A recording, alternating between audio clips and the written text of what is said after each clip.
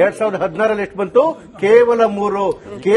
10 ವರ್ಷದ ಕೆಳಗಡೆಗೆ ಕೇವಲ 3 ಪಾರ್ಟಿ ತಗೊಂಡಿದ್ದಂತ ಆ ಪಾರ್ಟಿ ಇವತ್ತು ತಗೊಂಡಿದೆ ಆಲ್ಮೋಸ್ಟ್ 200. ಇವತ್ತು ಮತ್ತೆ ಹೇಳ್ತಾ ಇದ್ರೆ ಬಿಜೆಪಿ 200 ಕ್ರಾಸ್ ಮಾಡುತ್ತೆ, ಅಲ್ಲಿ ದೀದಿ 99 ಒಳಗಡೆನೆ ಇಳಿಯುತ್ತೆ, 100 ಕ್ರಾಸ್ ಮಾಡೋದಿಲ್ಲ ಅಂತೇಳಿ. ಅದ್ರ ಅರ್ಥ ಏನಂತ ಹೇಳಿದ್ರೆ ಆರ್ಗ್ಯಾನಿಕಲಿ ಮತ್ತೆ ಆರ್ಗನೈಸೇಷನಲಿ ಯಾವ ಮಟ್ಟದಲ್ಲಿ ಎಲ್ಲಾ ಕಡೆಗೆ ಹೋಗ್ತಾ ಇದೆ, ಅದು ಸಹಜವಾಗಿ ನಮಗೆ ಅದನ್ನು ಬೇರೆ ಮಟ್ಟ ಕೊಟ್ಟೆ ಬಿಡ್ತದೆ. ನೋಡಿ ತಮಿಳುನಾಡಲ್ಲಿ ಕಳೆದ 5 ಚುನಾವಣೆ ನೋಡ್ಕೊಂಬನ್ನಿ, ಆಲ್ಮೋಸ್ಟ್ ಡಬಲ್ ಆಗ್ತಾ ಇದೆ ನಮ್ಮ ವೋಟ್ ಶೇರ್.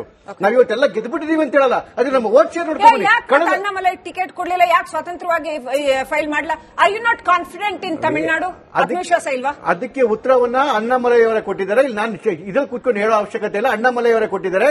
ಯಾಕೆ ನಾನು ನಿಂತ್ಕೊಂತಕ್ಕಂಥ ಅವಶ್ಯಕತೆ ಇಲ್ಲ ಅಂತೇಳಿ 185 ಕಾನ್ಸ್ಟಿಟ್ಯೂನ್ಸಿ ಓಡಿಕೊಂಡು ಅವರು ಕೆಲಸ ಮಾಡಿದ್ದು.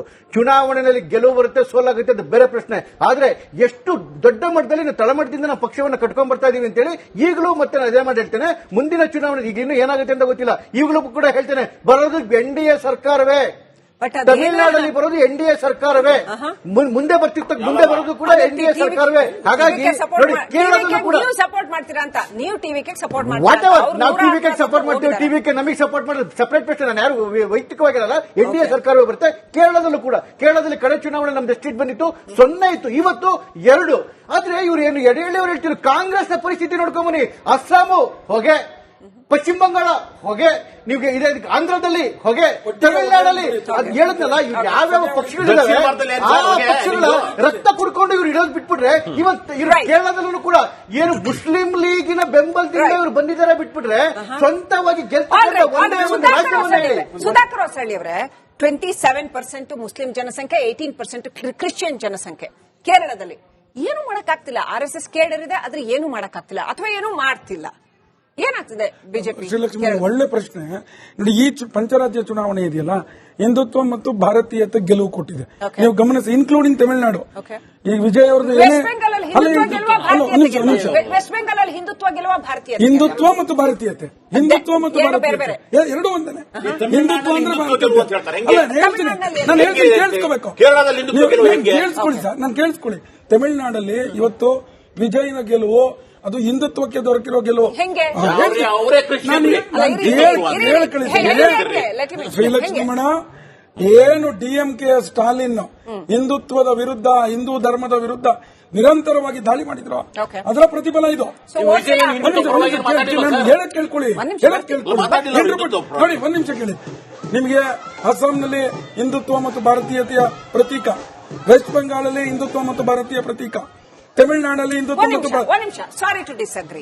ಹಿಮಂತ ಬಿಸ್ವ ಶರ್ಮಾ ಹೇಳ್ತಾರೆ, ಇಲ್ಲಿ ಅಸ್ಸಾಂ ಅಸ್ಮಿತೆ, ಇಲ್ಲಿರ್ತಕ್ಕಂಥ ಮೂಲಭೂತ ಜನರು, ಇಂಡಿಜಿನಸ್ ಪೀಪಲ್ ಯಾರಿದ್ದಾರೆ, ತಮ್ಮ ಅಸ್ಮಿತೆಗೆ ಅವ್ರು ಓಟ್ ಹಾಕಿದ್ದಾರೆ ಅಷ್ಟೇ ಅಂತ. ಅವ್ರು ಹಿಂದುತ್ವ ಈ ಶಬ್ದ ಎಲ್ಲ ಬಳಸಿಲ್ಲ. ನಾನು ಸಂಘಟನೆ ಒಳಗಿಂದ ನೋಡಿ ಹೇಳ್ತೀನಿ, ಇವತ್ತು ಅಸ್ಸಾಂ ವಿದೇಶಿಯರ ಕೈಗೆ ಹೋಗುವಂತ ಅಪಾಯ ಇದ್ದಂತ ಸಂದರ್ಭಕ್ಕೆ ಅಲ್ಲಿ ಸಂಘಟನೆ ಮಾಡಿದ ಕೆಲಸ ಏನು, ಒಂದು ಸಾಮಾಜಿಕ ಸಂಘಟನೆ ಮಾಡಿದ ಬಹುದೊಡ್ಡ ಕೆಲಸ ಕಾರಣಕ್ಕೆ ಇವತ್ತು ಅಸ್ಸಾಂ ಈ ರೀತಿಯಲ್ಲಿ ಲೀಡು.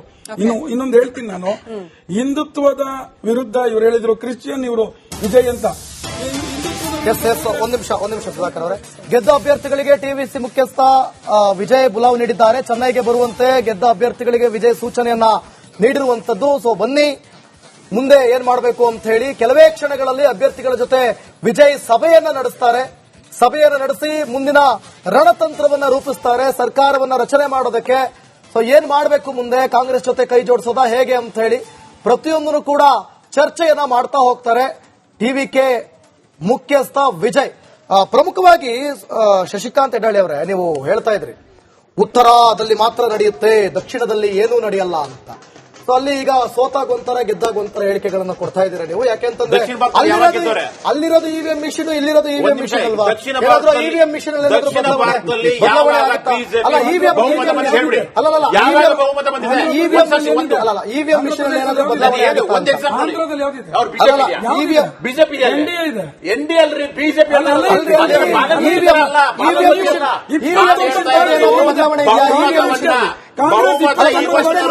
ಇವಿಎಂ ಮಿಷನ್ ಏನಾದ್ರು ಬದಲಾವಣೆ ಇದೆಯಾ? ಕುತಂತ್ರ ಹೇಗೆ ನಡೆಯುತ್ತೆ? ಅಲ್ಲ, ನೀವು ಕುತಂತ್ರ ಅಂದ್ರಲ್ಲ, ಹೆಂಗ್ ನಡೆಯುತ್ತೆ? ಕುತಂತ್ರ ಹೇಗೆ ನಡೆಯುತ್ತಲ್ಲ ಸರ್, ದಕ್ಷಿಣ ಭಾರತದಲ್ಲಿ ನಿಮಗೆ ಅವಕಾಶ ಇಲ್ಲ.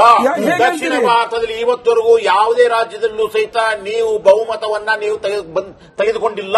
ಇಲ್ಲ, ಪೊಲಿಟಿಕಲಿ ಅವ್ರು ಮಾಡ್ತಾ ಇರೋದೊಂದು ಸೀರಿಯಸ್ ಪಾಯಿಂಟ್. ಅದು ಇವತ್ತರೆಗೂ ಬಂದಿಲ್ಲ. Whether you are BJP follower or not, politically ನೀವು ಯಡಿಯೂರಪ್ಪ ದಕ್ಷಿಣ ಭಾರತದಲ್ಲಿ ಹೇಳಿ ಒಂದು ಈಗ ಬಹುಮತ ಬಂದ್ರೆ ಇವಿಎಂ ಮಿಷನ್ ಸರಿಲ್ಲ ಅಂತ ಇವಿಎಂ ಮಿಷನ್ ಬಗ್ಗೆ ಕಟ್ ಮಾಡಿದ್ರೆ ಇವರು ಕಟ್ ಮಾಡಿದ್ರೆ ಮಾತಾಡ್ತೀನಿ ನಾನು.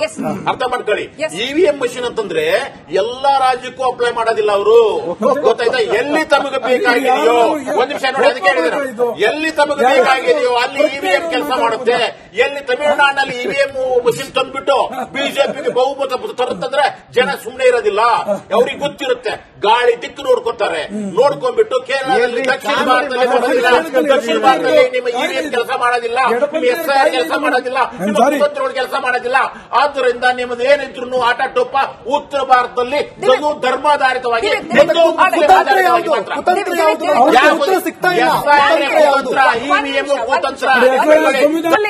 ಅತಿ ದೊಡ್ಡ ಪಕ್ಷವಾಗಿ ಹೊರಹೊಮ್ಮಿದೆ ಟಿವಿಕೆ. ಸರ್ಕಾರ ರಚನೆಗೆ ಟಿವಿಕೆ ಮುಖ್ಯಸ್ಥ ವಿಜಯ್ ಕಸರತ್ತು. ಸಿಂಪಲ್ ಮೆಜಾರಿಟಿ ಬಂದಿಲ್ಲ, ಆದರೆ ಕಾಂಗ್ರೆಸ್ ಜೊತೆ ಕೈ ಜೋಡಿಸ್ತಾರಾ ಟಿವಿಕೆ ಮುಖ್ಯಸ್ಥ ವಿಜಯ್, ಅಥವಾ ಎನ್ಡಿಎ ಜೊತೆ ಹೋಗ್ತಾರಾ? ದ್ರಾವಿಡರ ನಾಡಿನಲ್ಲಿ ಸರ್ಕಾರ ರಚನೆಗೆ ಇದೀಗ ವಿಜಯ್ ರಣತಂತ್ರ ರೂಪಿಸಬೇಕಾಗಿದೆ. ಸಿಂಪಲ್ ಮೆಜಾರಿಟಿಗೆ ಬೇಕಾದಷ್ಟು ಸೀಟ್ಗಳನ್ನ ಹೇಗೆ ಗೇನ್ ಮಾಡ್ತಾರೆ?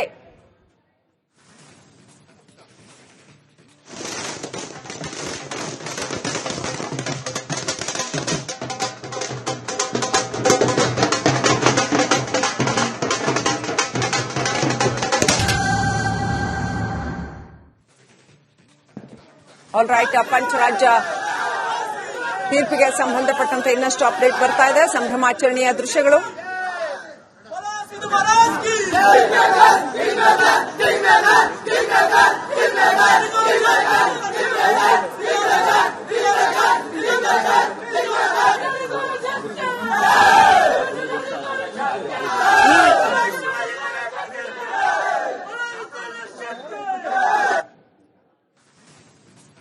ಈ ಚುನಾವಣೆಯಲ್ಲಿ ಸಾಕಷ್ಟು ಇತಿಹಾಸ ನಿರ್ಮಾಣವಾಗಿದೆ.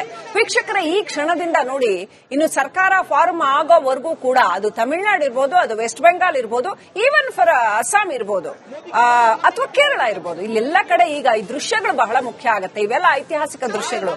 ಆ ಒಂದು ಸರ್ಕಾರ ರಚಿಸುವ ಸಂಭ್ರಮದ ಕ್ಷಣಗಳಿದಾವಲ್ಲ, ಬಹಳ ವಿಶೇಷವಾಗಿ ಇರುತ್ತೆ.